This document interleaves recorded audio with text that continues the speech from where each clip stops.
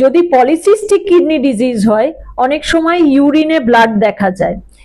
কিডনিতে সিস্টের মধ্যে হেমারেজ হতে পারে, তার জন্য পিঠে ব্যথা হতে পারে, পেটে ব্যথা হতে পারে, আর ইউরিনে ইনফেকশনও হতে পারে। কিডনি সিস্ট অনেক ধরনের হতে পারে।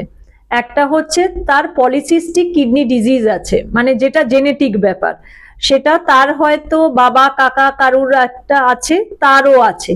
তো এই ক্ষেত্রে ডাক্তারের কাছে অবশ্যই যেতে হবে। কিছু কিছু টেস্ট আমরা করতে বলি, সিটি স্ক্যান বা এমআরআই করতে বলি, তারপরে তাকে তার চিকিৎসা বলি। অনেক সময় এমনি আল্ট্রাসাউন্ডে সিস্ট ধরা পড়ে, সেগুলো হচ্ছে অ্যাকোয়ায়ার্ড সিস্ট, মানে আগে ছিল না, হঠাৎ করে দেখা গেল একটা সিস্ট হয়েছে, সেগুলোকে আমরা সিম্পল সিস্ট বলি।